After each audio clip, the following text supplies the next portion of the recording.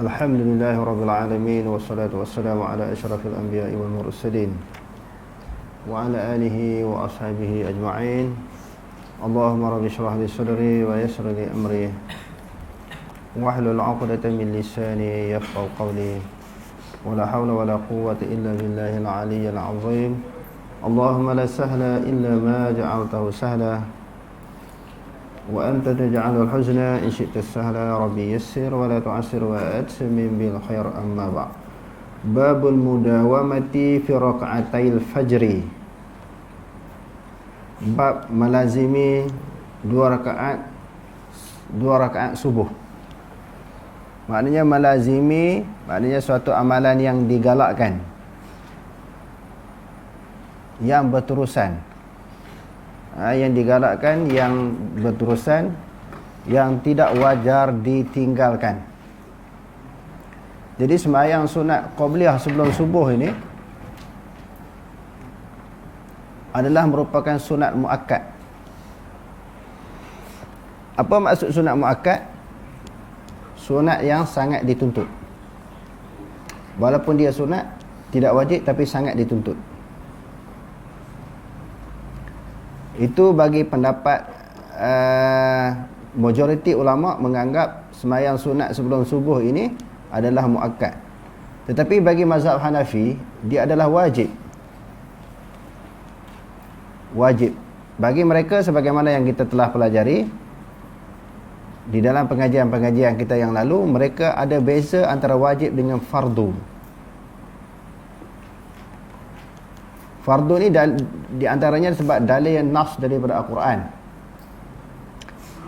ataupun hadis yang tak dapat ditakwilkan lagi dengan makna yang lain. Macam sembahyang lima waktu sehari semalam, fardu. Wajib ni yang datang daripada sunnah, yang menekankan tentang sesuatu amalan tersebut. Di antara sebab mazhab Hanafi menganggap ianya adalah wajib kerana ada beberapa dalil daripada hadis Nabi menekankan ataupun menggalakkannya. Di antaranya, raka'ataini qabla al-fajri khairun minad dunya wa ma fiha. 2 rakaat sebelum subuh itu adalah lebih baik daripada dunia dan seisinya. Maksudnya kalau kita dapat harta benda dunia, seluruh dunia ini milik kita, nak dibandingkan dengan 2 rakaat sebelum sembahyang fardu subuh ini, 2 rakaat itu lebih besar. Maksudnya apabila ditukarkan di akhirat nanti dalam bentuk nikmat, dalam bentuk harta, dalam bentuk sesuatu yang bernilai, nak dibandingkan dengan dunia hak kita dapat ni, hak tu lebih besar. Sebab itu mereka menganggap wajib. Dan ada riwayat daripada hadis Nabi juga, yang mana hadis ini yang diriwayatkan oleh Imam Abu Daud. Ulama berselisih tentang kesahihannya. Ada ulama kata hadis ini sahih, ada yang mengatakan hadis ini tidak sahih, iaitu salluha walau taradatkumul khailu. Hendaklah kamu menunaikan sembahyang sunat sebelum subuh ini walaupun kamu dikejar oleh kuda. Maknanya dalam keadaan sibuk macam mana pun, terdesak, kena sembahyang juga. Berdasarkan kepada dalil-dalil ini, Imam Hanafi mengetapkan wajib. Macam sembahyang witir. Sembahyang witir pun dalil yang menggalakkan, menekankan supaya dilakukannya terlalu banyak. Ij'alu awakhira salatikum witra. Jadikanlah sembahyang yang terakhir daripada sembahyang kamu sembahyang witir. Autiru ya ahlal Quran. Berwitirlah wahai ahli Al-Quran. Ahli Al-Quran yang dimaksudkan di sini adalah para sahabat yang sentiasa melazimi diri mereka dengan Al-Quran. Jadi kalau kita nak mencontohi Nabi dan para sahabat, kena lazim dengan Quran. Hari-hari kena baca Quran. Mendekatkan dan mengikatkan diri kita dengan Al-Quran. Inilah maknanya amalan sahabat, Nabi dan juga para sahabat. Tak ada amalan yang, di antara amalan yang baik ni adalah amalan baca Quran, kerana dalam hadis sebut satu huruf berapa pahala? 10 pahala. La aqulu alif lam min harfun. Nabi kata, aku tak kata alif lam mim itu satu huruf, tetapi alif satu huruf, lam satu huruf, mim satu huruf. Alif lam mim saja dapat berapa huruf? Tiga huruf, berapa pahala? 30 pahala.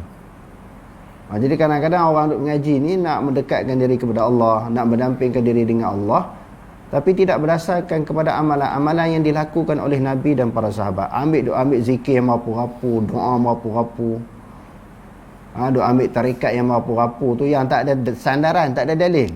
Ini terang-terang jelas amalan yang paling, di antara amalan yang paling baik ialah membaca Al-Quran. Okey, kembali kepada tajuk yang kita bentangkan tadi, melazimi sembahyang sunat 2 rakaat sebelum subuh. Haddatsana Abdullah bin Yazid qala haddatsana Sa'id huwa ibn Abi Ayyub qala haddatsani Ja'far bin Rabi'ah an Iraq bin Malik an Abi Salamah an Aisyah radhiyallahu ta'ala anha qalat. Imam Bukhari dengan sanadnya menyebut daripada Aisyah radhiyallahu anha. Aisyah berkata, sallallahu Nabi sallallahu alaihi wasallam isya'a summa shalla 8 raka'atin. Ada riwayat samana, ada riwayat samanin raka'atin, ada riwayat samania raka'atin. Wa raka'ataini jalisan wa raka'ataini bainan nida'aini wa lam yakun yad'uhuma abadan. Aisyah kata Nabi SAW menunaikan sembahyang Isya. Summa shalla 8 raka'atin, kemudian dia menunaikan sembahyang 8 rakaat. 8 rakaat tu sembahyang apa tu? Ada juga riwayat dia selepas Isya perkataan waw wa shalla, bukan summa. Jadi berbagai-bagai riwayat, semua riwayat itu sahih, datang daripada Nabi SAW, cuma perbezaan lafaz, persisihan lafaz yang dikemukakan oleh rawi. Dalam hadis ini dia tak sebut sembahyang apa, tetapi di dalam hadis-hadis yang lain secara terang 8 rakaat itu adalah merupakan salatul lail, sembahyang malam. Hadis yang sebelum ni pun dah kita baca. Sembahyang malam dan ditutup dengan witir berapa rakaat? 11 rakaat kalau campur semua.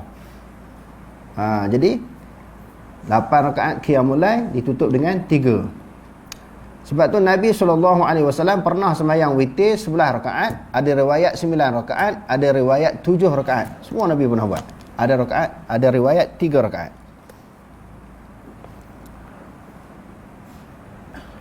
Jadi dalam hadis ini di antara rakaat sembahyang yang dilakukan oleh Rasulullah iaitu qiyamul lail itu wa raka'ataini jalisan. Ada sembahyang 2 rakaat dia duduk. Sebab apa? Kan Nabi SAW sebagaimana yang kita ketahui, dia kalau dia sembahyang ni dia lama sembahyang. Satu rakaat tu lama. Panjang dia sembahyang dan banyak ayat yang dia baca. Sebab itu ada hadis menyebut sebaik-baik sembahyang itu tulul qunut. Khairus salah tulul qunut. Sebaik-baik sembahyang itu panjangnya qunut. Qunut yang dimaksudkan di sini adalah sembahyang.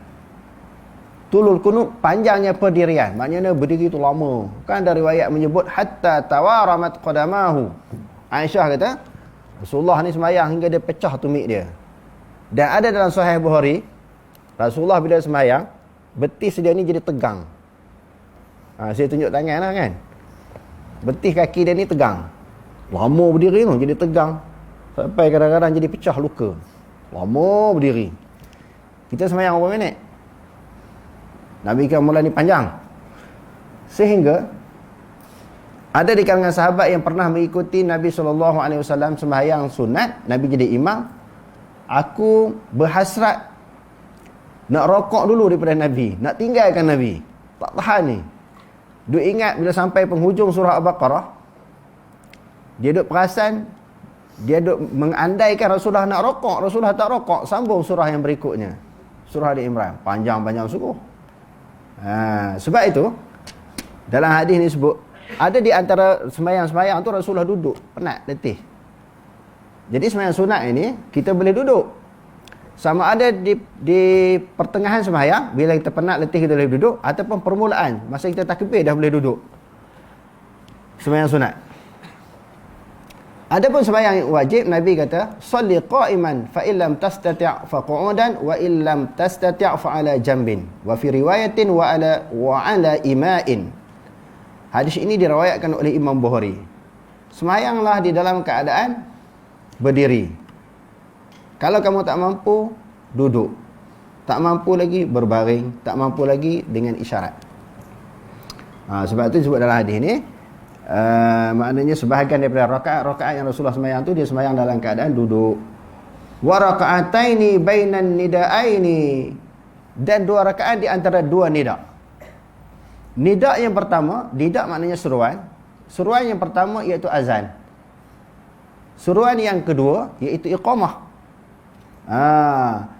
Ini ketika apa ni? Ketika sembahyang subuh, azan subuh. Dan di antara azan dengan iqamah itu Rasulullah sembahyang sunat ni, 2 rakaat ni. 2 rakaat yang sangat penting, sebab itu diletakkan di bawah tajuk babul mudawamah. Bab berkekalan, berterusan, sentiasa melazimi sembahyang ni. Rasulullah tak tinggal. Dan Rasulullah tidak meninggalkannya selama-lamanya. Sebab itu kita minta kepada pelajar ni, selepas azan bagilah tempoh untuk orang sembahyang sunat. Kurang-kurangnya 15 minit. Ingat pelajar ni, Tok Imam kadang-kadang cepat je suruh Bilal pergi qomat 15 minit. Lebih-lebih lagi, ataupun khususnya sembahyang subuh, ramai lagi kan di belakang, kadang-kadang orang luar pun sembahyang di sini, tak sempat mereka nak bagi salam, dah pergi qomat. Zuhur tadi siapa buat perangai macam tu ni? Siapa cepat-cepat nak qomat ni? Bagi selesai dulu makmum sembahyang, bagi peluang. Lebih-lebih lagi sembahyang sunat subuh ni, pahala dia besar ni. Khairum minad dunya wa ma fiha. Kita duk mengaji hadis tapi kita tak beramal dengan hadis. Jangan cepat nak qomat, bagi peluang orang sembahyang selesai dulu sembahyang sunat, baru qomat. Bagi masa 15 minit ingat pelajar. Selepas azan 15 minit baru diiqamatkan. Lebih-lebih lagi sembahyang subuh. Okey? Dia kata Rasulullah tak tinggal. Kalau Rasulullah tak tinggal, kita pun jangan tinggal lah. Sebab kita kata nak ikut Nabi, nak ikut sunnah Nabi, mencontohi amalan Nabi. Jadi apa yang Nabi buat, kita kena buat. Kena pulun bersungguh-sungguh untuk memastikan kita dapat mengikuti apa yang dilakukan oleh Nabi SAW. Sebab di antara syarat diterima sesuatu ibadat yang selalu kita sebut dalam pengajian kita, dia ada 3 syarat. Pertamanya apa dia? Pertamanya beriman kepada Allah. Syarat nak diterima ibadat itu beriman kepada Allah, kerana Allah Subhanahu wa taala berfirman, "Innal ladzina amanu wa 'amilus solihati lahum kanat lahum jannatu firdausi nuzula." Sesungguhnya orang yang beriman, beramal soleh, tempat kediaman mereka adalah syurga Firdaus. Yang keduanya, kena ada keikhlasan. Wa ma umiru illa liya'budullaha mukhlishina lahuddin. Tidaklah mereka diperintahkan melainkan melakukan ibadah dengan tulus ikhlas kepada Allah. Yang ni ada, insya-Allah ramai orang ada beriman sebab dia beramal kerana dia beriman kepada Allah. Syarat yang pertama ada beriman kepada Allah. Yang kedua insya-Allah ada ikhlas. Yang ketiga ni kadang-kadang jadi payah nak jumpa. Muwafaqatur Rasul sallallahu alaihi wasallam. Bersesuaian dengan apa yang dibuat oleh Nabi. Jangan pindah, jangan ubah, jangan kita cuba nak cipta suatu ibadat, amalan baru yang Nabi tak pernah buat. Jadi 3 syarat untuk memastikan sesuatu ibadat itu diterima oleh Allah. Okey, di antara istifadah pengajaran yang dapat diambil daripada hadis yang kita bacakan tadi, zikru ma yustafadu minhu fihi ta'kidu raka'atainil fajri. Di antara pengajaran yang dapat diambil daripada hadis tadi adalah sunat muakkad sembahyang, sunat qabliyah sebelum subuh. Selepas subuh dia tak ada ba'diyah, dia ada sebelum saja. Wa annahuma min asyrafit tatawwu' li muzawabatihi.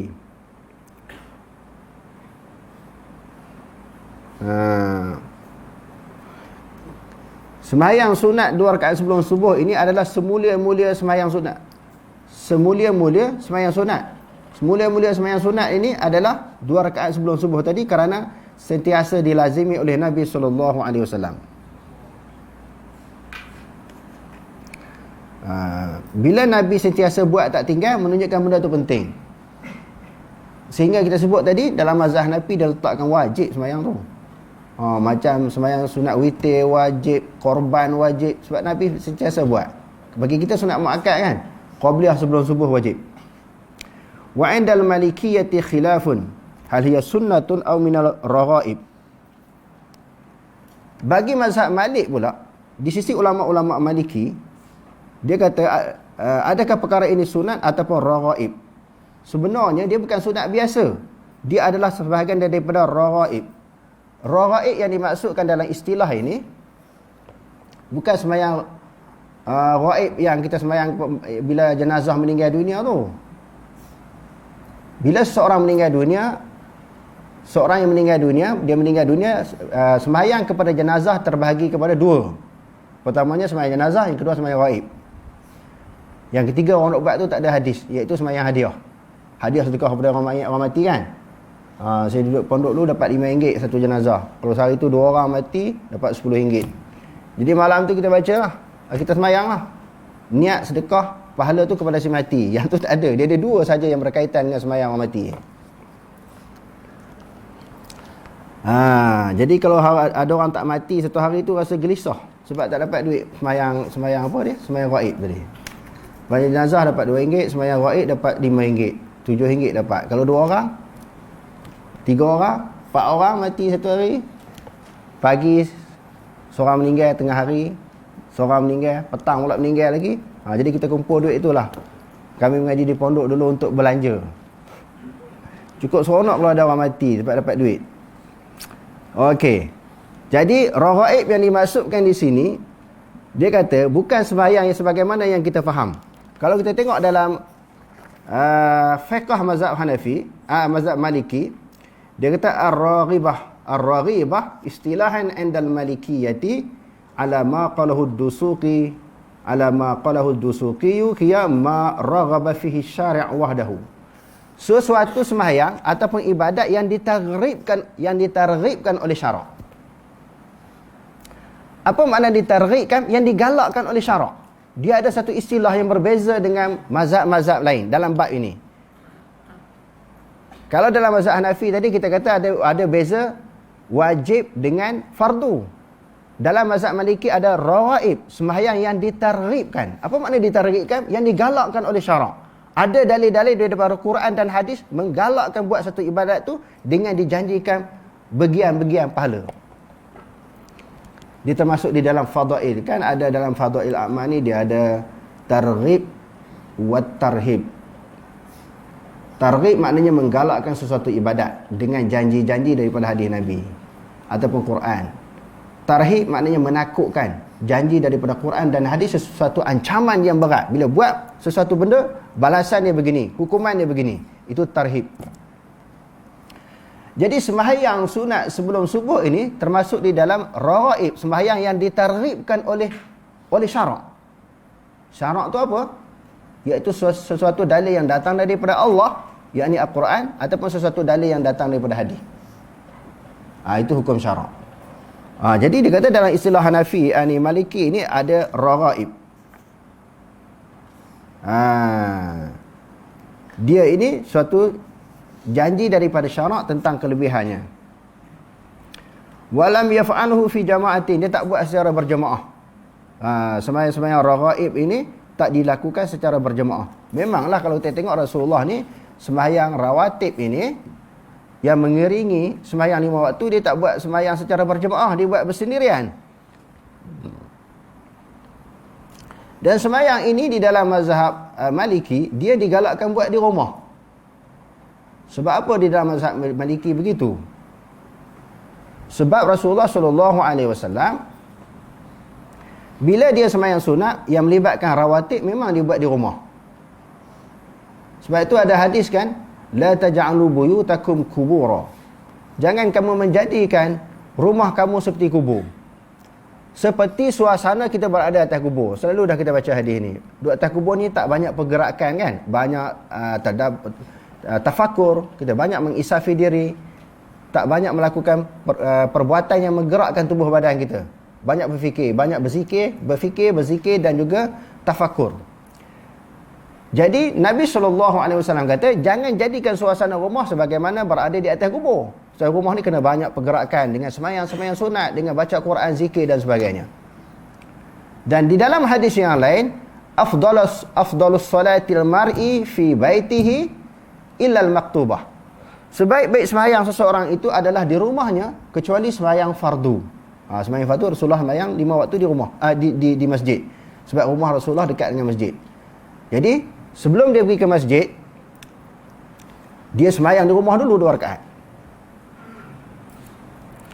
Selepas dia pergi ke masjid menunaikan semayang 5 waktu, dia nak semayang ba'd dia balik ke rumah dia pula. Itu amalan Nabi, sunnah Nabi. Cuma kita ni, yang pertama, semangat dengan amalan orang-orang lain buat tu, kita pun jadi semangat. Kadang-kadang duduk di rumah tak buat. Bukan kata buat di masjid depan orang ni jadi riak, takbur sombong, tak semestinya begitu. Duduk di rumah ni tak ada macam suntikan, tak ada persaingan. Jadi bila tengok orang sembahyang-sembahyang, kita pun teringin nak sembahyang. Jadi sebab tu kita buat sebahagian orang dia buat di masjid ataupun di surau. Begitu juga selepas menunaikan sembahyang 5 waktu, tak balik terus di rumah. Kalau balik buat di rumah kan, sampai di pertengahan jalan batal sembahyang. Di pertengahan jalan masa dia balik tu batal sembahyang, sampai ke rumah dia buat pula tak? Dia ambil sembahyang, dia buat tak? Kelang-kelang tu ditinggal terus.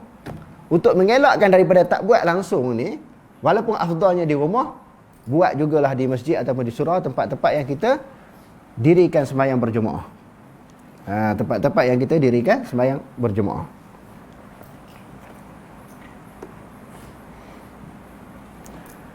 Tetapi Alamah Aini sebut di dalam Umdatul Qari, walaupun ada pandangan mereka sebut sembahyang sunat 2 rakaat sebelum subuh itu raghaib, fasahihu indahum annaha sunnatun. Pendapat yang paling sahih dalam kalangan dalam mazhab Maliki adalah sunat, sebagaimana mazhab-mazhab yang lain. Wa huwa qaulu jama'atin minal ulama, iaitu pendapat satu kumpulan daripada ulama. Wa hadzaba al-Hasan al-Basri ila wujubiha. Hasan Basri pula,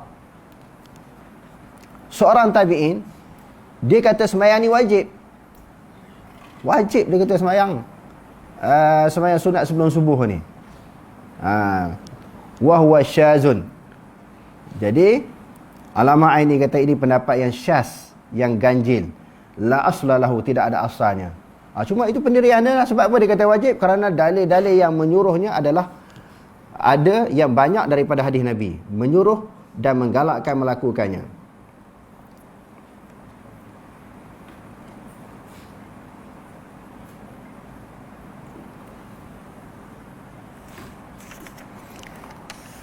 Okey, tajuk yang berikutnya, babu daja'ati 'ala syiqqil aymani ba'da raka'atainil fajri.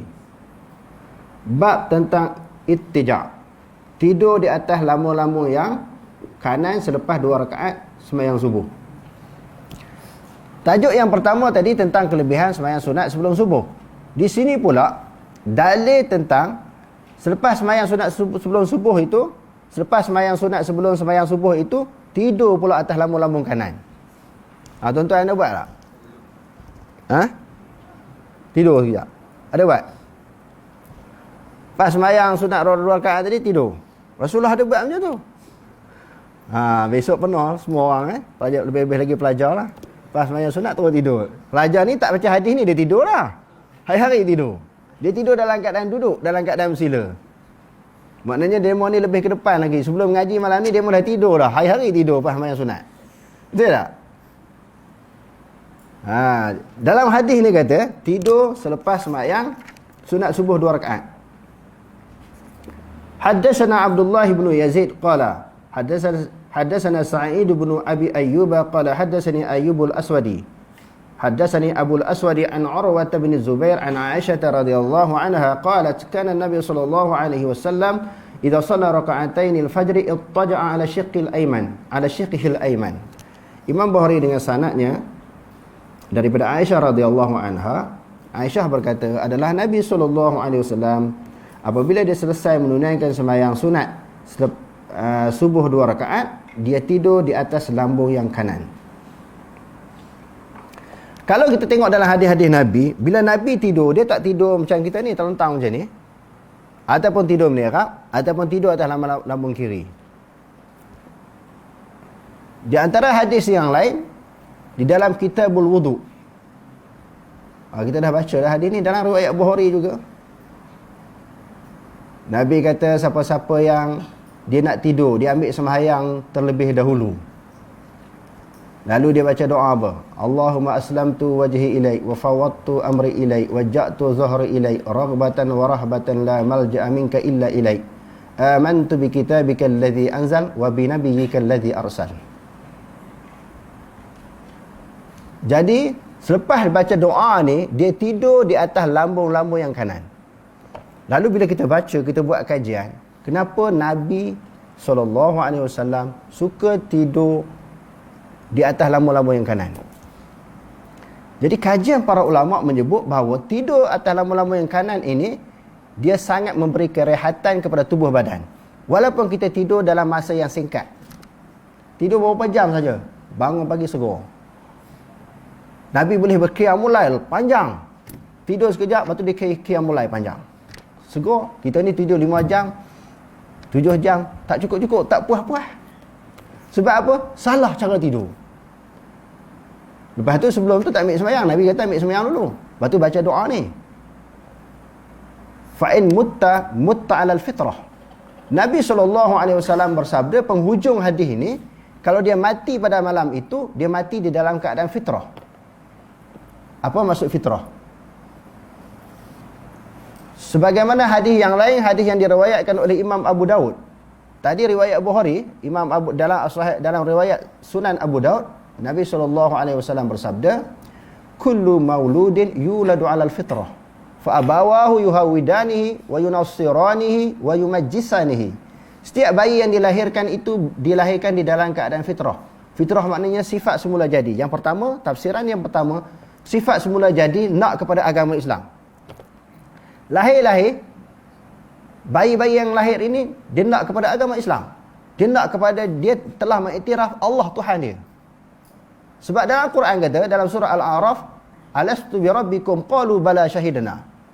Masa kita berada di alam ruh, Allah Ta'ala tanya, adakah aku Tuhan kamu? Allah Ta'ala test tengok. Roh orang kafir, roh orang beriman, tak beriman, kafir ke, fasik ke, tanya, adakah aku Tuhan kamu? Semua menjawab, qalu bala syahidna. Ya, kami menyaksikan bahawa kamu Tuhan kami. Jadi pegangan itulah roh-roh ni, setelah dilahirkan di atas muka bumi Allah Ta'ala, bayi-bayi ini, dia mengiktiraf pegangan dia bahawa Allah Tuhan dia. Tapi yang jadi sesat, jadi kafir sebab apa? Fa'abawahu yuhawidanihi wa yunassiranihi wa yumajjisanihi. Ibu bapa dialah yang mengyahudikan dia, menasranikan dia dan memajusikan dia. Kalau Hindu, menghindukan dia, membudakan dia. Yang menyebabkan bayi-bayi itu jadi kafir kerana ikut agama ibu bapa dia. Jadi maknanya tidur di atas lambung-lambung yang yang kanan. Di antara pengajaran daripada hadis tadi, anna hadzal haditha yadullu ala anna al-ittija'a ba'da raka'ataini fajri. Ini dalil tentang adanya hadis ini sebagai dalil adanya sandaran tentang tidur selepas sembahyang sunat subuh itu di atas lambung-lambung. Yang kedua,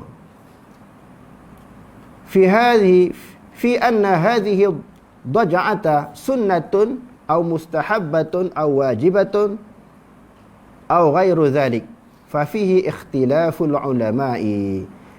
Jadi tidur di atas lambung-lambung kanan tadi selepas sembahyang sunat subuh tadi, sunat ke, wajib ke? Adakah dia sunat ataupun mustahabah ataupun wajibah? Kalau apa beza sunat dengan mustahabah? Sebagaimana yang dibahaskan di dalam kitab usul fiqh, sunat ini suatu perbuatan yang dibuat oleh Nabi, tetapi secara istimrar, berterusan. Dia tak tinggal. Kalau mustahab, benda yang Nabi pernah buat tapi kadang-kadang Nabi tinggal. Dia tidak melazimi. Jadi ulama khilaf sama ada dia sunat ataupun dia wajib ataupun mustahab.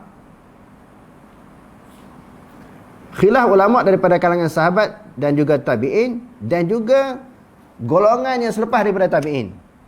Maknanya tabi'un tabi'in dan generasi yang berikutnya. Atas 6 pendapat. Pendapat yang pertama, selepas sembahyang sunat subuh itu, sunat tidur di atas lamun-lamun kanan, annahu sunnatun wa ilaihi dhahaba Syafi'i wa ashabuhu. Pendapat yang pertama kata sunat. Tuan-tuan pernah buat tak? Lepas sembahyang sunat selepas subuh itu, sebelum subuh, tidur atas lamun-lamun kanan. Pernah buat tak? Dalam mazhab Syafi'i dan juga dalam pendapat Imam Syafi'i dan juga ulama-ulama Syafi'i kata sunat. Sebagaimana yang disebut oleh Imam Nawawi di dalam Syarah Muslim.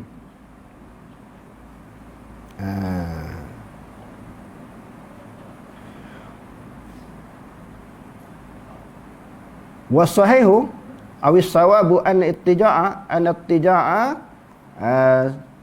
ba'da sunnatil fajri sunnatun. Itu dalam pegangan Imam Syafi'i dan sebahagian ulama di dalam mazhab Syafi'i. Wa qad asyara Syafi'i ila anna al-ittija'a al-manqula fil ahadits lil fasli bainan nafilati wal fariḍah. Jadi tujuannya bagi pendapat mazhab Syafi'i kata suruh tidur sebentar untuk membezakan antara sembahyang sunat dengan sembahyang wajib. Kalau tidak, lepas sembahyang sunat qabliyah subuh terus sembahyang subuh, jadi kadang-kadang orang tak boleh nak beza hak mana satu wajib, hak mana satu sunat. Macam dah kita bahas dulu tentang isu sembahyang, tentang isu apa dia? Puasa 6 Syawal. Puasa 6 Syawal ini kita buat tidak tahu kan? Kebanyakan ulama kata sunat. Tapi Imam Malik kata apa? Kata makruh. Imam Malik kata makruh. Takut orang duk rasa, orang duk faham, selepas puasa Ramadan ada lagi puasa yang wajib. Sebab tu Imam Malik kata tak boleh puasa. Makruh. Kita buat tak tahu kan? Kalau tak buat tak puas hati. Lepas tu kita tanya orang pula, kamu dah habis dah puasa 6? Kamu dah habis dah puasa 6? Oh, bab sunat dia duk tanya. Lantak kat orang lah, orang nak puasa tak puasa. Tak payah nak tanya bab puasa sunat. Kalau dia tanya macam tu, konon-kononnya dia itulah yang tak pernah tinggal, rajin. Bab puasa sunat ni tak usah tanya orang. Kalau kita nak buat. Kalau aku dah alhamdulillah lah tinggal sehari lagi. Oh, dia nak cerita ke orang. Dia tu buat puasa sunat. Aku alhamdulillah dah tinggal sehari lagi. Orang tu pun rasa susah hati, rasa bersalah, dia tak buat lagi. Mungkin orang tu pegang pendapat Imam Malik kata tak sunat. Jadi bab sunat ni jangan tanya orang. Kalau kita buat, takut hilang keikhlasan. Takut-takut kita nak tunjuk pula amalan yang sunat kepada orang. Sedangkan golongan salafus soleh, kalau mereka boleh selindung, mereka boleh tutup, mereka tutup amalan mereka yang baik. Amalan yang sunat-sunat ni mereka tutup. Hak wajib macam sembahyang 5 waktu, yang tu tak boleh elok. Mesti orang nampak sebab kita sembahyang di masjid. Lepas pada ni ingat jangan duk tanya orang. Kau nak puasa? Ingat Jadi Imam Malik kata semalam baca laju dia marah. Hari ni lambat pun dia marah juga, mengantuk. Semalam baca laju sebab hadis tu hadis yang sama, riwayat berbeza, makna sama. Lepas saya mengajar malam, orang tanya, kenapa baca laju sangat? Kami tak sempat nak catat, nak tanya. Padahalnya masa baca lambat pun dia tak tanya juga. Tak catat juga, semua salah. Malam ni kita nak perhabis pukul 11. Sebab malam laju dia marah.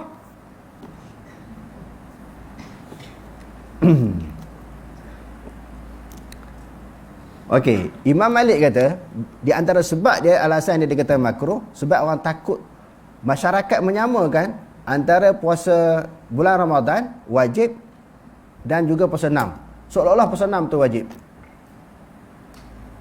Sebab itu dia kata, di antara alasan yang kedua, dia kata ma ra'aitu ahadan yasumunaha. Ma ra'aitu ahadan fi zamanina yasumunahu. Dia kata kami tidak pernah melihat di zaman dia, di zaman Imam Malik ni, mana-mana orang puasa 6. Imam Malik ni duduk Madinah, dia tak nampak pun mana-mana orang puasa 6. Sebab tu salah satu daripada sumber fiqh di dalam mazhab Imam Malik adalah amalan orang Madinah. Sebab orang Madinah tu kan tempat Nabi menyebarkan dakwah, para sahabat beramai di situ. Jadi dia tengok orang Madinah buat tak buat. Kalau tak buat, maknanya tak perlu buat. Zaman kita sekarang ni dah beberapa generasi tak boleh ikut orang Madinah, belum tentu mereka buat betul. Bukan saja Madinah, begitu juga di Mekah. Kadang-kadang orang sikit-sikit Saudi kan, dia bukan ikut Saudi. Kita nak ikut Quran hadis. Hak generasi sekarang ni bercampur macam-macam. Ketika Imam Malik tu okey lah. Sebab tu masih keaslian agama Islam itu masih terpelihara. Tetapi bagi kita mazhab Syafi'i, puasa 6 itu walaupun tak ada kaitan, ada kaitan juga sebenarnya dalam perbahasan. Kita bukan cerita bab puasa, cerita bab sembahyang sunat sebelum subuh. Bagi mazhab Syafi'i, sebagaimana yang disebut oleh Imam Nawawi, puasa 6 itu adalah sunat kerana di sana ada hadis yang diriwayatkan oleh Imam Muslim dan juga diriwayatkan oleh Imam Tirmizi. Man shoma ramadhana summa ittaba'ahu sittan min syawalin fakana kasiyamid dahri. Barang siapa yang berpuasa sebulan Ramadan kemudian diikuti dengan puasa 6, seolah-olah puasa sepanjang tahun. Bila ada hadis, kita kena ikut hadis daripada ikut pendapat ulama. Bila Imam Malik kata kami tak nampak mana-mana orang di zaman kami puasa 6, Imam Nawawi jawab di dalam Syarah Muslim. Dia jawab kata-kata Imam Malik. Dia kata idza sabatatis sunnatu la tutrak bi tarki ba'dhin nas aw kullihim. Kalau sabit itu sunnah Nabi, jangan ditinggalkan walaupun sebahagian manusia meninggalkan amalan tersebut, sebahagian manusia ataupun semua manusia tinggal, tak perlu kita ikut. Yang kita kena ikut apa dia? Hadis Nabi SAW. Okey, kembali kepada perbahasan kita tadi. Pendapat yang kedua kata sunat. Pendapat yang kedua pertama kata sunat, ittija' tadi selepas daripada sunat subuh. Yang kedua kata mustahab. Wa ruwiya dzalika an jama'ati min as-sahabah. Diriwayatkan yang demikian itu daripada satu kumpulan daripada sahabat yang kata mustahab itu. Wahum Abu Musa al-Asy'ari, Rafi' ibn al-Hadis, Anas bin Malik, Abu Hurairah. Dan juga sebahagian daripada tabi'in kata sunat mustahab tidur selepas 2 rakaat subuh. Pendapat yang ketiga, annahu wajibun muftaradun la budda minal ityani bihi. Pendapat yang kedua kata wajib pula sebab Nabi buat. Pendapat yang ketiga kata wajib, yang difardukan. Pendapat yang keempat kata annahu bid'atun, bid'ah pula tidur selepas 2 rakaat subuh.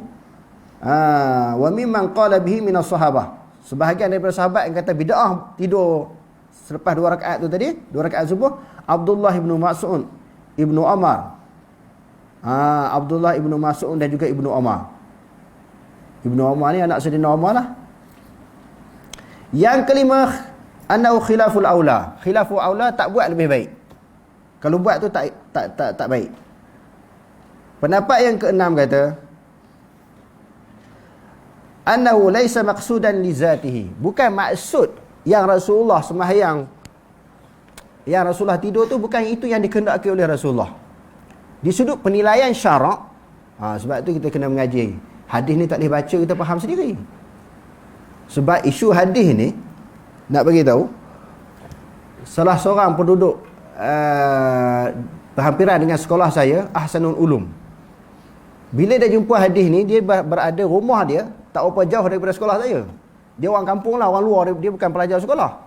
Bila dia dengar hadis ni Rasulullah pernah tidur, dia setiap kali dia sembahyang sunat sebelum subuh ni, dia tidur dalam masjid di sekolah saya. Lepas tu Maulana saya Muhammad Maulana Mufti Zarawali Khan, dia larang, dia tak boleh tidur dalam masjid ni, tempat orang nak baca Quran, tempat orang nak mengaji. Lalu dia berpegang kuat dengan hadis ni, dia tidur juga. Suatu hari Maulana saya suruh pegang kaki tangan dia, tauklah longkang. Sebab dia salah faham terhadap hadis ni. Sebab dia dengar, dia tak mengaji. Maksud hadis ini untuk membezakan antara sembahyang sunat dengan sembahyang fardu, sama ada dengan tidur, sama ada kita berubah tempat ataupun kita bercakap dengan orang. Dia faham secara zahir. Rasulullah tidur, dia tidur sungguh.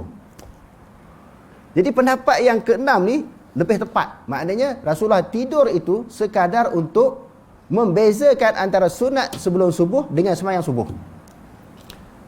Jadi boleh lepas sembahyang tu kita berubah tempat, ataupun kita bercakap, ataupun dengan cara kita tidur. Apa-apa perbuatan yang menunjukkan berlakunya pemisahan.